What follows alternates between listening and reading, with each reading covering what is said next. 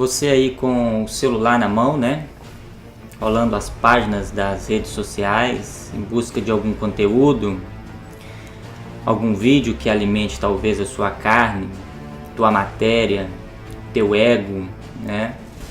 E do nada você, cai aqui, né? Talvez pelo título, né? Título polêmico.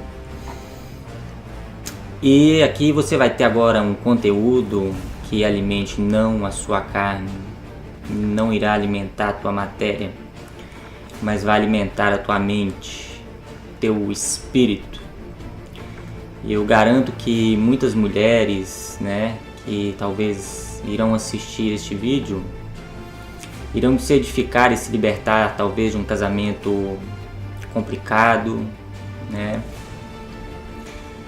que às vezes sofre, né, com o marido, apanha, é traída e nunca termina, justamente porque está na Bíblia, em Romanos 7, que enquanto o marido vive, a mulher pela lei está ligada nele. Então eu te convido a ir até o fim neste conteúdo, né, que eu posso te garantir que se trata de mais um equívoco do cristianismo.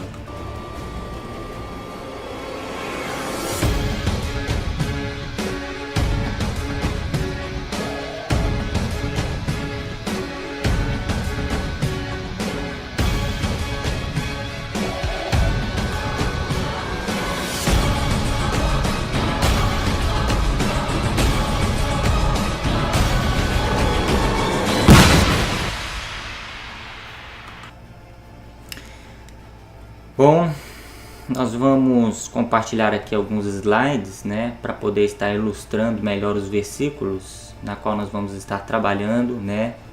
Romanos capítulo 7, versículo a versículo. E deixa eu só colocar aqui. Vamos lá.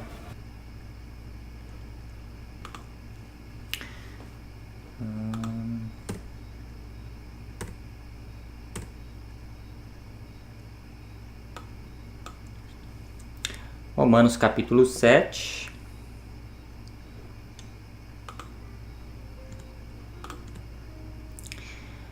Quando entendemos o evangelho da graça, de graça, passamos a ser perfeitos. O que acontece, né? Você quando enxerga a verdade, né? Aquele véu de 2 Coríntios 3, ele sai, né? E você, a partir daí, começa a buscar mais e mais, né, conhecimento de grau em grau. Então você acaba chegando à perfeição, né? E este foi até um dos problemas da igreja de Roma, né, com os judeus, que eles estavam se achando perfeitos demais, né? Se achando até mesmo deuses, né? Porque naquela época os sacerdotes, né, tinham o sumo sacerdote, né, com todo aquele ritual, né, o mediador. Eles eram, né, naquela perfeição da lei do sacerdócio, né, eles conheciam toda a Bíblia. Então eles eram considerados deuses, né, eles eram chamados de Elohims, né? Então esses judeus aqui, né, possivelmente eles estavam, né, chegando a essa conclusão também, precipitadamente. Vamos continuar. Aqui, diferente de todos os pensamentos, Paulo não está falando de casamento, mas ele está fazendo uma analogia baseado na natureza de um matrimônio, assim como ele fez, né, no capítulo 6, no capítulo anterior, onde ele aborda sobre os escravos, né? Nós somos escravos do bem. Assim como Jesus, ele está utilizando uma metáfora, como no capítulo 6, sobre escravos e senhores. Paulo continua: caros irmãos, falo a vocês como a pessoas que conhecem a Bíblia, né? Na tua Bíblia vai estar a lei, né? Mas a lei que eles tinham na época, né? Que era a Bíblia deles. Então, Bíblia é lei e lei é Bíblia, tá? A gente está fazendo essa mudança aí. Acaso vocês não sabem que a lei ou a Bíblia só tem valor legal sobre alguém apenas enquanto está vivo? Ou seja, enquanto você faz parte de uma religião, né, enquanto essa religião ela existe, né, e você faz parte dela, né, enquanto ela existir, você estará ligado a ela, né? Aqui ele fazendo uma alusão ao judaísmo, né? Que naquela época Cristo ainda não tinha vindo, né? Então a lei ali, né?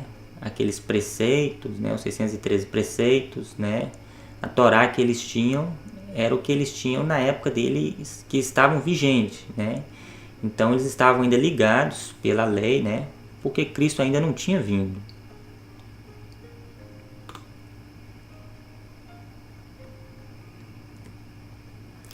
Paulo agora vai usar uma metáfora. Pela lei judaica, a mulher casada tem responsabilidades com seu marido enquanto ele estiver vivo. Mas se ele morrer, ela estará livre. Livre da lei, né, que era no tempo que eles tinham lá, né, a Bíblia deles, né, a Torá, né, que seria o casamento deles, né, a metáfora que ele está trazendo para a questão deles. Um anúncio. Paulo está dizendo que o cristão morre para a lei, para a Bíblia, no sentido espiritual, para que possa se unir a Cristo. Mulher aqui representa o verdadeiro cristão e o marido representa a Bíblia, ou a lei, né, que eles tinham. Paulo aqui está nos revelando que estávamos casados com a religião e a Bíblia lei, né? E deveríamos ser fiéis, não podíamos nos divorciar jamais. Mas agora que Jesus morreu por nós, matou com ele a primeira lei, a primeira Bíblia, nos divorciando da religião e do legalismo, né? Então nós divorciamos, né, daquela lei, né, da primeira Bíblia, do Antigo Testamento, nos dando liberdade para um novo casamento, um novo contrato com Ele, com a graça, com a segunda Bíblia. Pois o primeiro marido era legalista e morreu na cruz. Infelizmente, os cristãos de hoje ainda estão casados com a primeira Bíblia. Estão com medo de se divorciar da religião, dos dogmas, do templo, dos preceitos, ritos e da fé religiosa, negando se casar com a graça, com Cristo, com a liberdade com que Cristo nos libertou. O Deus da primeira Bíblia não era um Cristo, não era o Messias. Era de uma fé mística, ritualística e legalista. Mas mesmo sofrendo com o primeiro marido, eles ainda insistem em continuar. O marido de hoje, né, a igreja cristã, bate nas pessoas, é irada, é do pecado, da apostasia, da ilusão, da mentira, do engano. É o primeiro Adão, e mesmo assim os fiéis estão com medo de se divorciar, sem entender que estão livres para se casar com a graça. Você está casado com a primeira Bíblia ou já se divorciou para casar com Cristo, né? Sabe aquele marido que te obriga, né, a usar saia, a não se depilar, né? Aquele marido que te bate, né? Aquele marido que fala assim, me dá 10% do seu salário, né? Você ainda quer continuar casado com esse marido, né? Nós temos agora uma segunda opção, né? Nós temos a chance agora, a graça que é a liberdade, né? Que nos tira todo esse jugo, que nos tira toda esta, como que eu falo, todos esses preceitos, né? Que era da lei, né? Que era do judaísmo, né? E nos leva à liberdade. Paulo continua: por isso, segundo a lei judaica, primeira Bíblia, né? Se ela se casar com outro homem, enquanto seu marido ainda estiver vivo, será considerada adúltera.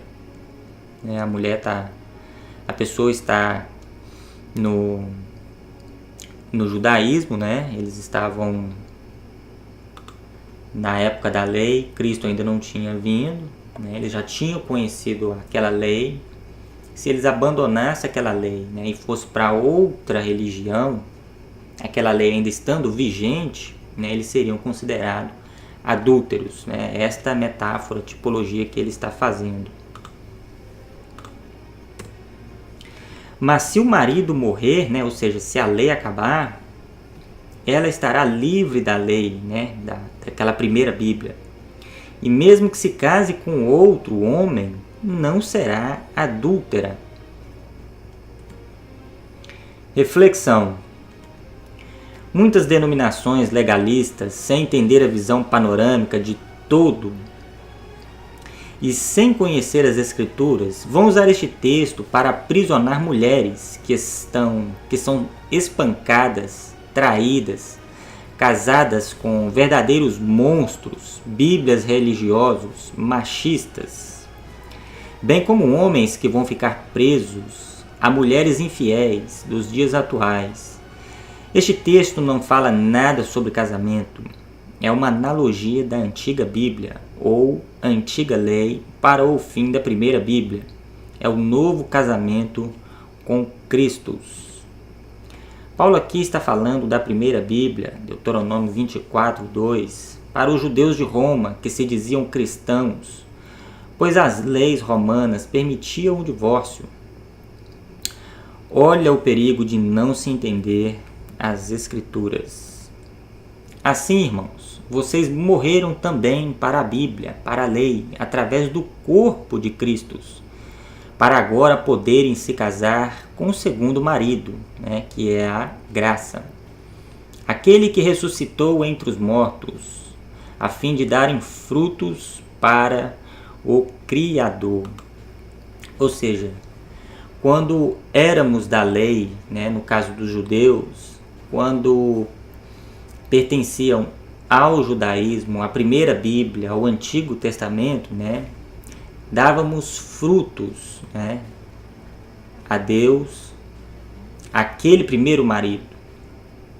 Hoje que Cristo veio e nos libertou da maldição, nos deu liberdade, né, nos trouxe a graça, e nós casamos com a graça, que é o segundo marido, será que hoje que nós conhecemos a verdade, será que nós estamos dando frutos para o segundo marido mais do que dávamos ao primeiro marido?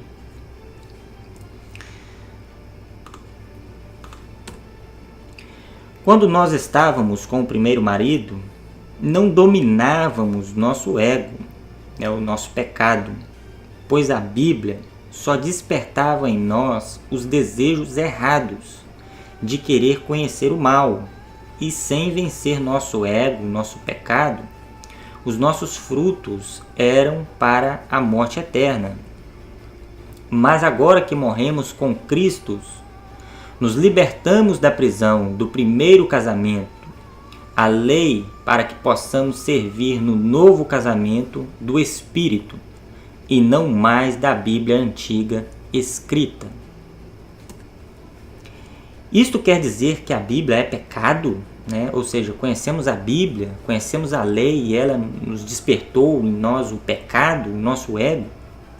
Paulo responde: de maneira nenhuma, pois é através da lei, através da Bíblia, que saímos da inocência para a consciência, sabendo o que é pecado. Ou seja, se você mora em uma determinada região, é de alguma determinada tribo, e você não conhece nada de Bíblia, não tem nada da lei, você não sabe o que é pecado. Você só sabe o que é pecado se você lê, né? Não matarás, não roubarás, não mentirás, né? Então, a partir do momento em que você tem a lei, a Bíblia na sua mão, ela começa a despertar em você o teu ego, o teu pecado.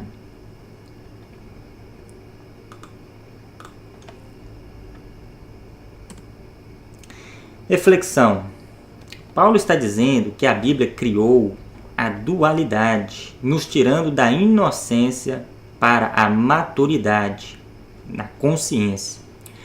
Pois na realidade eu jamais teria o conhecimento do que é errado desejar se a Bíblia não dissesse: não deseje o que não pode ter. Mas ao saber que não poderia desejar o que é errado, meu pecado, o meu ego, aproveitou a oportunidade dada pela Bíblia e produziu em mim todo tipo de desejo errado. Meditarei. A melhor forma de vencer seu pecado é conhecê-lo, conhecer a si próprio, saber de suas limitações, procurando sempre evoluir sua mente e ser uma pessoa melhor, né? Hoje, por exemplo, se uma pessoa que é mãe, né, chegar perto de um filho e falar: não toque nesse quadro, ele vai tocar, né? Porque a proibição, ela desperta o desejo, né, das pessoas fazerem o que é errado. Paulo aqui está dizendo que o primeiro marido queria que nós fôssemos uma pessoa melhor a partir de proibições. Mas o segundo marido nos deu liberdade e quer que sejamos melhor por escolha, né? Ou seja, a lei, né, ela tinha proibições, né? Tinha todos aqueles preceitos. Então, nós tínhamos que ser melhor a partir de proibições, né? Que é o que eu chamo hoje de fé fraca, né? Hoje, na era da apostasia, né, na qual as pessoas amontou para si doutores que trazem não mensagem, mas massagem do ego, né, massagem do pecado, de acordo com a própria concupiscência das pessoas, né? Então hoje você tem denominações, diversas denominações, e algumas com mais proibições do que as outras, né? Então, para as pessoas que têm a fé fraca, eles procuram uma igreja que tem muitas proibições, né? Não pode ir na praia, não pode usar uma bermuda, não pode depilar, não pode cortar o cabelo, não pode fazer isso, não pode ver TV, né? Então são proibições, né, que geralmente as pessoas procuram, né? Não porque elas são libertas, né? Mas elas querem ser libertadas a partir de proibições, né? Não do próprio ser.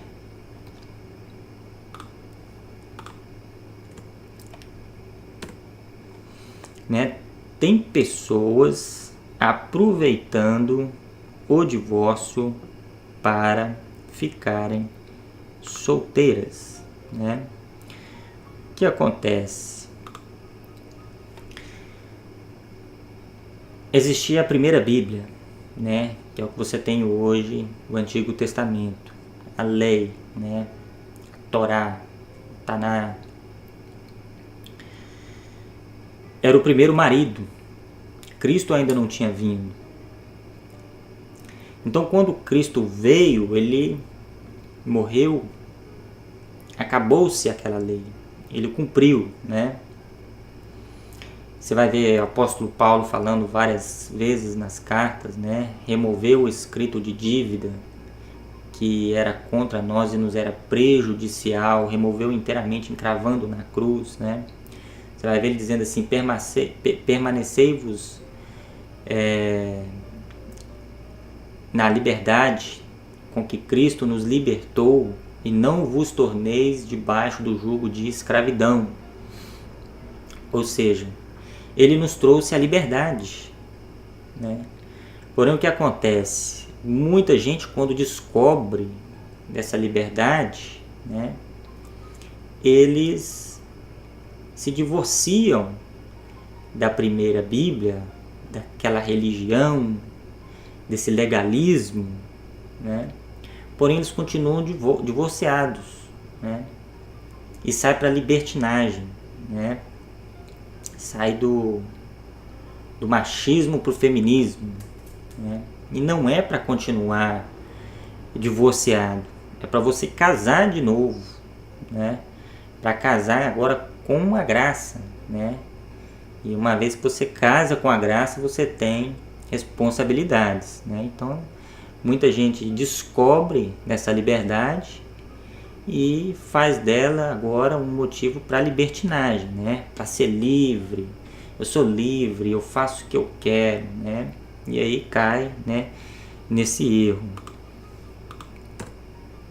Paulo continua: pois sem a lei, sem a Bíblia, o erro estaria morto e não existiria. É o que eu tinha falado antes, né? Se você não conhece a lei, não conhece a Bíblia, como você sabe que é errado?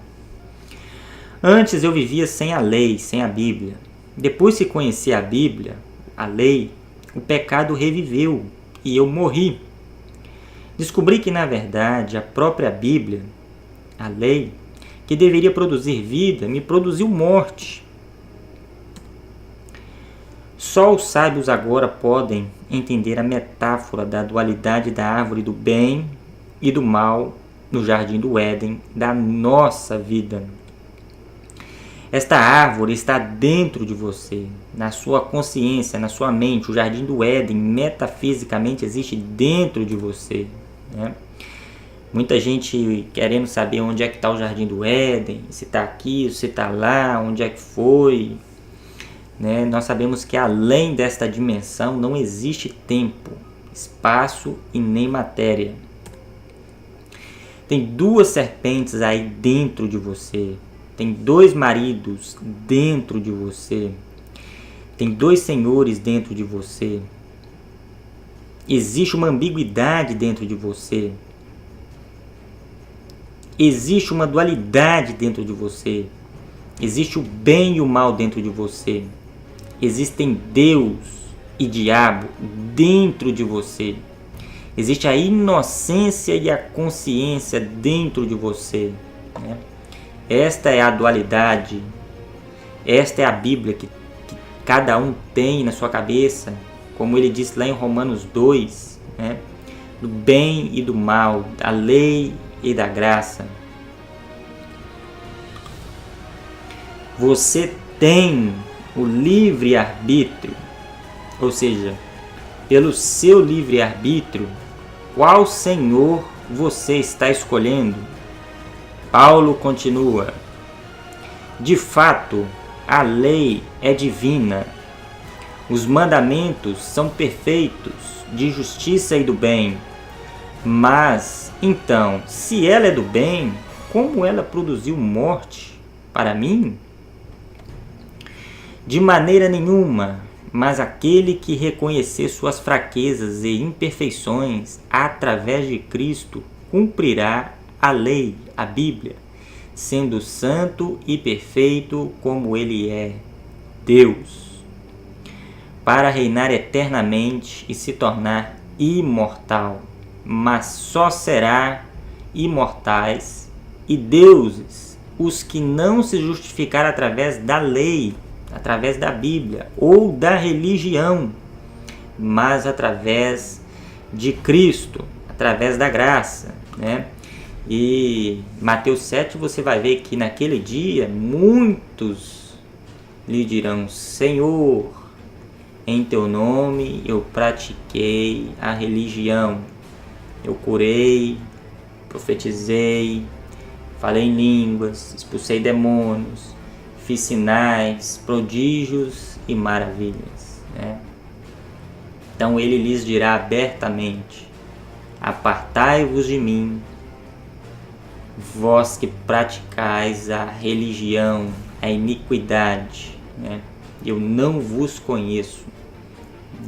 Ele não reconhece essas práticas que andam fazendo por aí no nome dele, em nome dele, usando o nome dele em vão, artificializando obras, mecanizando a voz de Deus, né?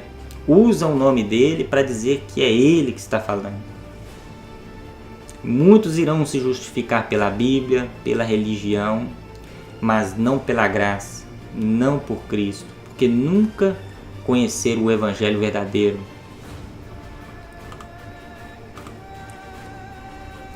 Só é pecado aquilo que nos coloca acima dos outros. A Bíblia, a lei, existe para que sejamos iguais, sem obter vantagem, lesionando o próximo. Por exemplo, se nós temos uma lei, uma placa de 45 milhas, quilômetros por hora, né? Aquilo ali é para que haja igualdade, né? Para que todos andem naquele patamar. Se você compra qualquer mercadoria e tem que pagar e não paga, você está desrespeitando uma lei. Você está sendo diferente das demais. Por que as outras têm que pagar e eu não, né? A Bíblia do mesmo jeito. A Bíblia, ela veio para trazer igualdade. Infelizmente, hoje, as pessoas que pegam a Bíblia, elas procuram privilégios, né? O judeu vai pegar a Bíblia procurando escravos, né? Ele quer escravos. E muita parte dos cristãos hoje, né? Os cristãos, alguns pegam e vai ler lá arrebatamento, quer serem arrebatados, né? Antes da grande tribulação. Não vai ter tribulação, né, para eles. Eles serão arrebatados, ou seja, privilégios.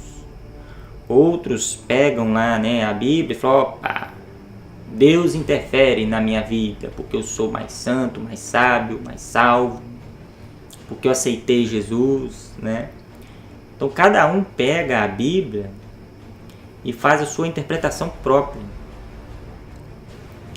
né? Você vai ver Cristo em Mateus 4, Lucas 4, mandando, né, Satanás ali, o mal ali, o ego, transforma esta pedra em pão. Ele não tem privilégio. Se jogue daí, porque está na Bíblia. Olha o mal utilizando a Bíblia, isolado, assim como muitos que estão me assistindo usa. Se jogue daí, porque está na Bíblia. Que Deus enviará anjos para te guardar, para te privilegiar. Ele falou: não tem privilégio aqui, não. Não posso tentar a Deus, né? Aceite todos os reinos da terra, tenha poder. Não tem privilégio. Cristo não aceitou esses privilégios. Cristo não foi privilegiado. Não tem privilégio, meu amor. Muitos vão utilizar a Bíblia para trazer privilégios. Vão ler ali algum versículo isolado, querendo que aquele versículo ele se cumpre na sua vida, não sabendo que a Bíblia é um livro rico em cultura, em história, diz respeito ao tempo cultural, à gramática, né?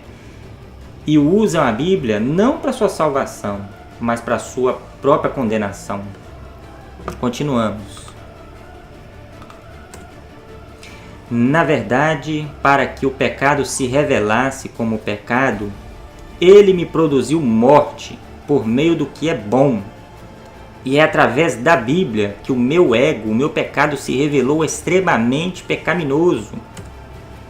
A Bíblia é espiritual, mas nós não somos espirituais, pois estamos presos num corpo de matéria. Nós fomos entregues ao pecado através do primeiro casamento, do primeiro homem, Adão. Não consigo entender o que faço, pois só faço o que eu odeio fazer. Não faço o que desejo fazer. Aí está um jargão, né, muito utilizado pelo sistema que nós vamos entender ele. Reflexão.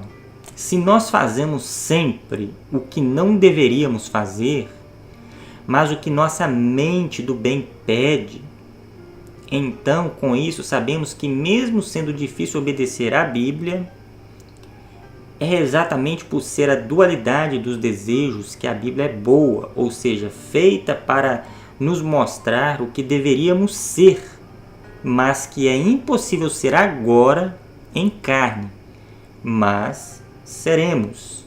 Paulo continua: digo a vocês que quando faço o que não deveria, é porque não desejo fazer o bem, mas por causa do meu ego, do meu diabo.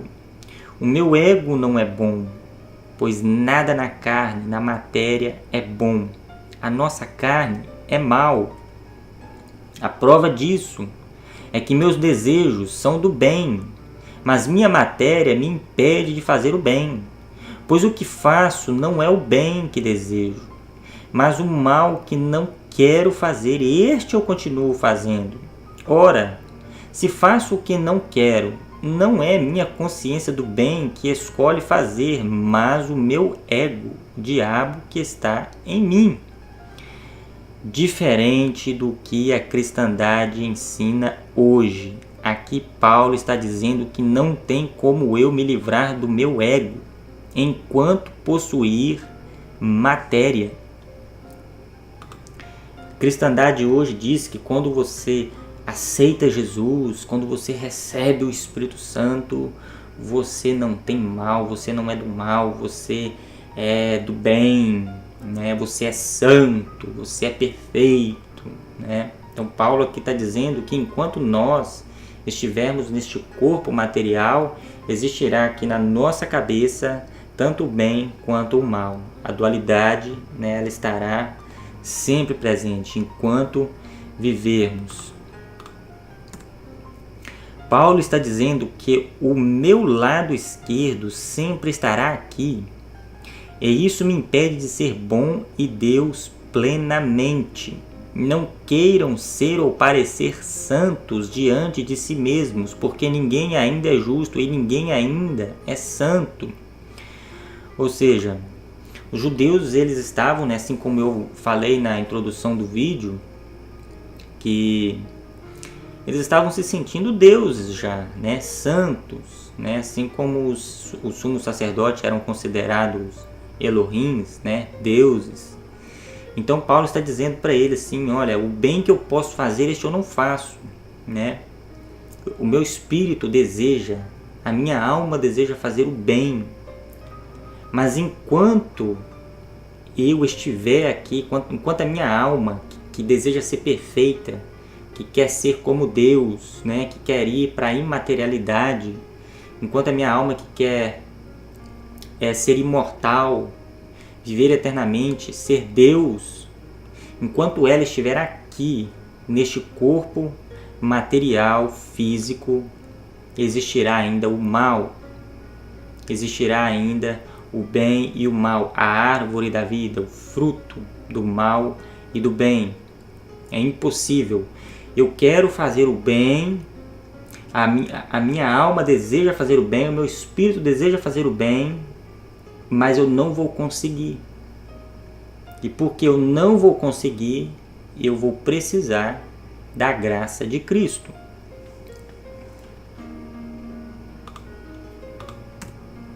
Assim, está revelando que a Bíblia está na minha consciência dual, ou seja, quando quero fazer o bem, o mal que também está dentro de mim quer fazer o mal. Pois no íntimo do meu ser, meu desejo maior é obedecer às leis do Criador.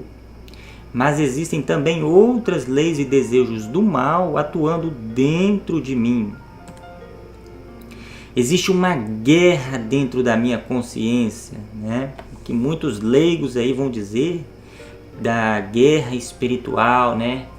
Da batalha espiritual que está lá nas regiões celestiais. Não. A batalha espiritual, ela existe dentro da sua cabeça, dentro da sua consciência, né?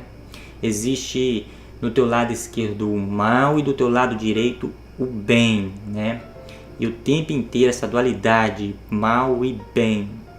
Às vezes você é do bem, você quer o bem, mas o mal está atuando, né? Por conta da dualidade. Você ainda não recebeu a graça de Cristo. O meu lado esquerdo quer me tornar prisioneiro da primeira Bíblia, do primeiro casamento, do primeiro Adão. Somos homens duais, loucos e relativos em constante conflito. Olha o que o apóstolo Paulo fala, constante conflito. E então nos perguntamos, quem poderá nos libertar deste corpo de carne sujeito a esta dualidade que me condena à morte eterna? A graça de Jesus Cristo, o nosso Senhor. De modo que, com a minha consciência, eu sirvo o bem. Olha para você ver, com a minha consciência eu sirvo o bem. E com a minha carne eu sirvo o meu ego. A minha consciência quer fazer o mal, o bem, mas a minha carne quer fazer o mal. Vamos entender este texto. Aqui Paulo está dizendo que a minha alma, que vai sair deste corpo, né, um dia, ela quer o bem, mas enquanto esta alma estiver presa neste corpo dual e relativo, eu não vou conseguir. E por eu não conseguir, eu preciso da graça de Deus, né? Bem diferente do que pregam hoje, né, os calvinistas, né, da predestinação. Então estamos condenados? Claro que não. É esse claro que não que o apóstolo Paulo responde. The only true wisdom is in knowing you know nothing. Este claro que não que Paulo responde, né, essa convicção toda, né, é a convicção, né, da verdade que ele tem. Então, já no finalzinho, né, há essa pergunta, né, estamos então condenados? Né? Então, eu respondo agora para você, né, se você prega o que Cristo pregou, fala o que Cristo falou, se você ensina o que Cristo ensinou, se você vive como ele viveu, o apóstolo Paulo vai dizer no capítulo 8, nenhuma condenação há para os que encarnaram Jesus Cristo. Nenhuma condenação há para os que estão em Cristo. Ou seja, se você tem Cristo, se você encarnou o Espírito de Cristo, não há condenação. Este capítulo que não deveria nem ter sido subdividido da nossa Bíblia.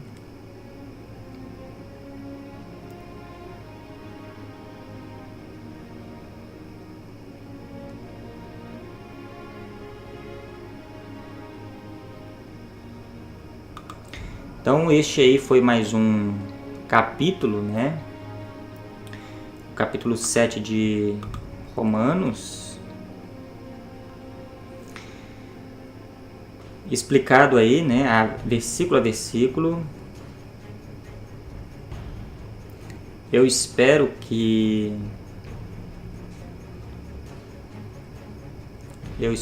você em carne também, Jesus Cristo, né? Porque é dois espíritos que paira sobre o ar, o espírito de Caim e o espírito de Abel. Se você é do bem, você tem o espírito de Abel, o espírito de Cristo, né? Porque Deus ele colocou a árvore da vida aqui, ó, dentro da sua cabeça, o fruto do bem e do mal. E nós vivemos essa guerra espiritual, essa batalha espiritual constantemente. E é apenas através da graça e do amor de Cristo é que nós vamos vencer o nosso ego, o nosso pecado, e com isso chegarmos à perfeição. Boa noite.